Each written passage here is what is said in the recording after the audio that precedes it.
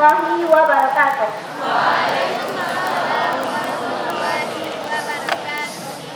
Baiklah, pada kesempatan kali ini, Salsa akan menceritakan salah satu novel karangan Terelie yang berjudul Tentang Kamu. Ada yang pernah membaca novel ini? Oke, coba kamu ceritakan yang membaca.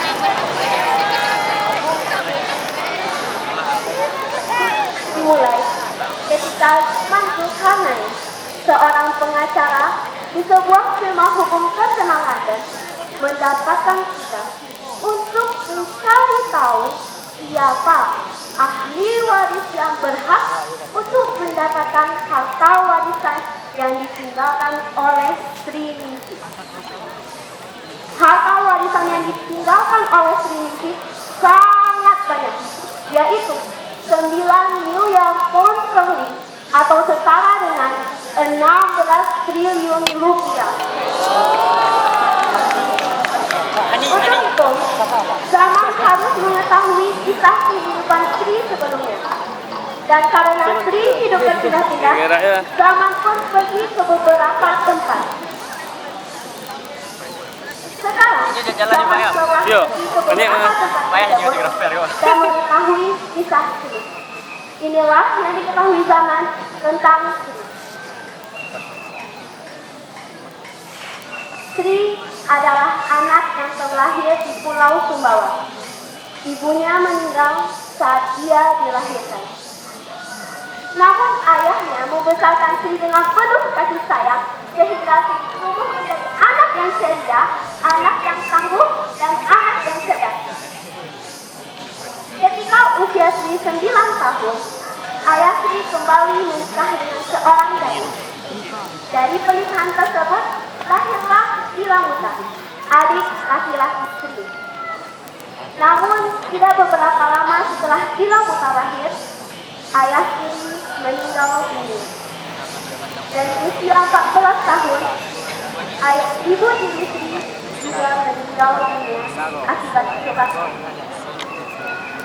Sri dan Ilamuta pergi ke Surakarta dan menetap di pondok pesantren Kiai Maksum. Di sana, Sri mulai melupakan kejadian mengerikan yang ada di Pulau Sumbawa. Ia juga mendapatkan dua teman baru, yaitu Nur dan Lasri. Nur adalah anak dari Kiai Maksum, sedangkan Lasri adalah salah satu guru yang mengajar di pondok tersebut, dan ia sudah menikah dengan Musof, yang juga merupakan pengajar di pondok tersebut. Waktu terus berlalu hingga Nur menikah dengan Arifin. Sri dan Lasri yang melihat pernikahan sahabatnya itu sangat bahagia. Namun 6 bulan sesudahnya, iri dan dengki mulai ada di hati Sri, mulai ada di hati Musof. Kenapa? Jika dulu kepentingan diberikan kepada Musof, sekarang diberikan kepada Arifin. Jika dulu pengajian Musof lebih banyak jemaahnya, sekarang Arifin lebih banyak jemaahnya.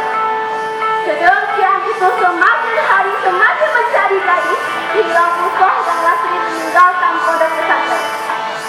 Tapi pergi dari pondok pesantren bukan berarti kedengkian itu juga ikut. Kedengkian itu membuat niat jahat di hati Musof untuk membunuh warga pondok pesantren dan juga Kiai Maksum. Hari itu, sebelum Musof melakukan serangannya, Lasri meminta Sri untuk datang ke rumahnya. Sri dengan polosnya datang ke rumah Lasri karena ia pikir Lasri sedang rindu kepada dirinya. Ketika Sri tiba di rumah Lasri, tiba-tiba ia ditangkap, dia dibawa ke suatu ruangan dan didudukkan di atas kursi. Tangannya diikat, kakinya diikat. Sri mencoba untuk melawan, tapi ia tidak memiliki daya. Akhirnya, Lasri memasuki ruangan tersebut. Maafkan aku, Sri. Aku tidak ingin menyakitimu. Aku menyukaimu, dan aku menghargai persahabatan kita. Sri bertanya kepada Lasri, apa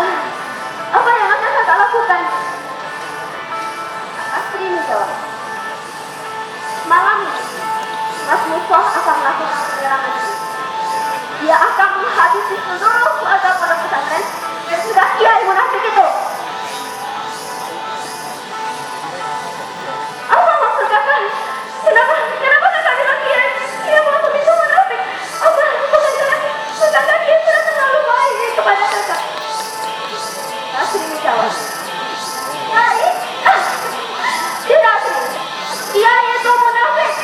Dia membunuh orang tuaku ketika usiaku masih 1 bulan. Kenapa dia membunuh orang tuaku? Karena orang tuaku adalah orang terkaya di kampung ini. Dia iri Sri, dia iri. Dia membunuh orang tuaku.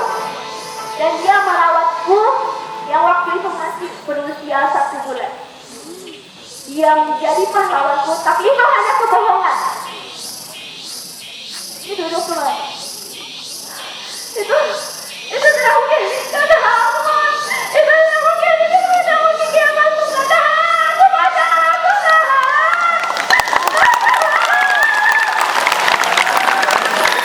namun Lastri tidak melanjutkan. Tentu saja itu hanya kebohongan.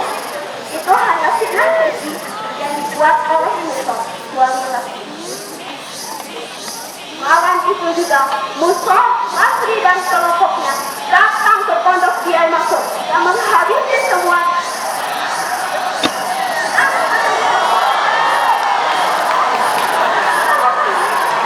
Darah membanjiri jalanan. Tubuh para santri tergeletak tak berdaya. Kiai Maksud beserta keluarganya dimasukkan ke dalam ruangan dan dibakar hidup-hidup. Namun polisi segera mengetahui kejadian ini. Polisi segera bertindak dan melakukan serangan balik. Musa mati tertembak dan Lastri melarikan diri. Keesokan harinya, Lastri ditemukan, Sri dilepaskan, dan Nur juga Arifin diselamatkan. Lastri dimasukkan ke dalam penjara. Sri tidak tahan lagi untuk tinggal di Surakarta. Adik satu-satunya Gilang Muka tewas dalam kerusuhan ini. Tubuhnya, jasadnya hampir saja tidak bisa dikenali.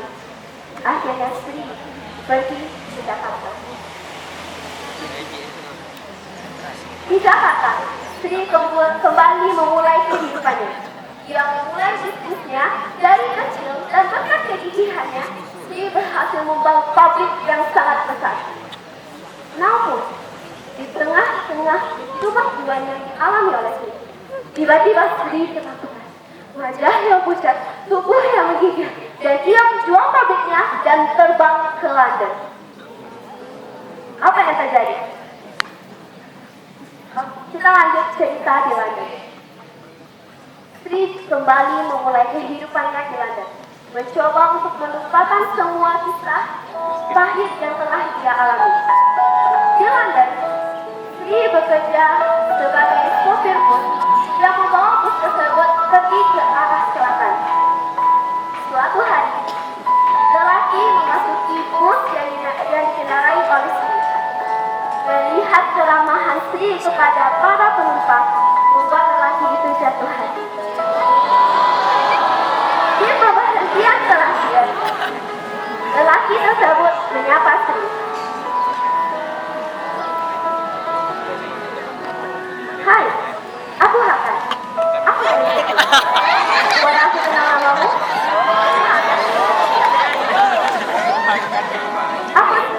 Aku dari Indonesia. Maaf Tuan Hakan, bisakah kamu segera keluar? Aku harus pergi. Hakan pun keluar. Siang pagi ternyata Hakan selalu menaiki bus yang dikendarai oleh Sri, mengajak Sri berbincang-bincang selama 5 menit, lalu kemudian pergi ke kantor. Namun ada rahasia kecil yang disimpan oleh Hakan, yaitu ternyata Hakan tidak bekerja di kantor yang terletak di selatan. Dia bekerja di kantor yang terletak di arah utara. Itu berlawanan dengan arah bus yang dikendarai oleh Sri. Kenapa dia melakukan ini? Dia ingin mengajak Sri berbicara walau hanya 5 menit. Setiap pagi akan selalu menaiki bus Sri, mengajak Sri berbicara 5 menit, lalu keluar, lalu berlari-lari untuk menaiki bus ke arah utara. Kegilaan ini selalu dilakukan Hakan berbulan-bulan hingga akhirnya Sri mengetahui hal ini. Hakan dibuatkan lagu oleh temannya karena kegilaan ini. Judul lagu tersebut adalah Tentang Tabu.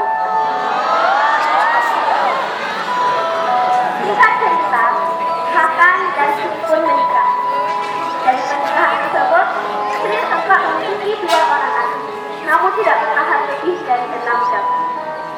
Ditambah lagi kesedihan Sri saat Hakan juga meninggal dunia. Tidak lama setelah putra kedua Sri meninggal dunia. Kesedihan benar-benar sangat berat. Namun orang-orang di sekitar Sri selalu memberi Sri semangat sehingga Sri kembali menjadi pria yang ceria dan menjalani rutinitasnya sehari hari. Namun tiba-tiba Sri kembali ketakutan. Wajahnya pusat, tubuhnya menghijau. Apa yang terjadi?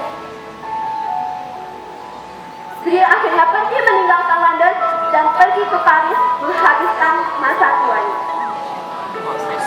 Kita kembali ke zaman KKP. Paris.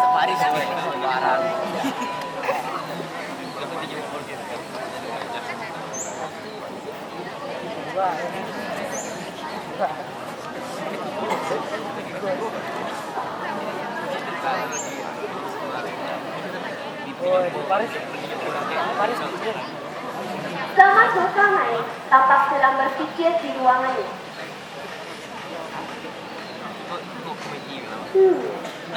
Apa yang membuat Sri ketakutan ketika Sri ada di Jakarta dan di London? Ini sangat aneh. Bukankah Sri baru saja memiliki pabrik yang sangat besar? Lalu kenapa Sri tiba-tiba ketakutan? Tiba-tiba, seorang wanita tua berusia 70 tahun masuk ke dalam ruangan tamu. Selamat siang, Tuan Zaman. Saya Ningrum. Saya Ningrum, mertua dari Tilamutan. Saya kesini untuk menjemput harta warisan yang ditinggalkan Sri kepada Tilamutan. Namun yang tadinya sedang berpikir, tentu saja terkejut. Tunggu, Tilamutan? Oh, itu tidak mungkin ya. Tilamutan sudah meninggal di usianya 15 tahun. Itu tidak mungkin Tilamutan. Perempuan itu menjawab.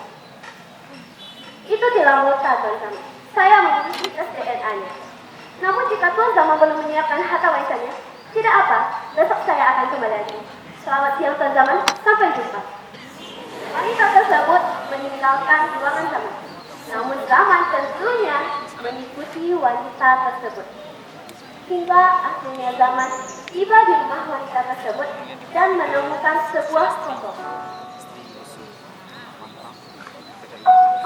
Bagian kanan dan kiri foto tersebut wajahnya dicoret-coret, sedangkan di tengah tidak. Di samping gambar ketiga orang tersebut tertera nama mereka masing-masing. Di sebelah kanan bernama Nur, di sebelah kiri bernama Sri, dan siapa yang tidak dicoret lagi bernama Lastri. Ya, Ningrum adalah Lastri. Ningrum adalah Lastri yang menyebabkan kerusuhan di Surakarta beberapa tahun yang lalu. Setelah ia keluar dari penjara, Ningrum pergi ke Jakarta dan meneror Sri. Itulah yang membuat Sri ketakutan di Jakarta. Dan ketika Sri terbang ke London, Ningrum atau Lastri ini juga mengikuti Sri. Itu juga menjadi alasan kenapa Sri ketakutan di London. Zaman yang mengetahui ini segera menelpon polisi dan menangkap Lastri. Zaman juga berhasil menemukan Tilamutan, dan ternyata Tilamutan memang tidak meninggal. Yang jasad yang ditemukan di Surakarta dulu bukanlah Tilamutan. Itu adalah jasad santri lain. Ternyata Tilamutan selama 45 tahun umurnya, kehidupannya, dia dikurung oleh Lastri. Dan Zaman juga berhasil menemukan surat wasiat Sri yang mengatakan bahwa harta yang ditinggalkan Sri akan dibagi rata kepada semua orang yang telah diminum Sri. Teman-teman, Sri mengajarkan kita bahwa kesabaran itu tidak ada batasnya. Dan Lastri juga mengajarkan kita bahwa dendam itu, bahwa kedengkian itu tidak ada gunanya. Sekian yang dapat saya sampaikan.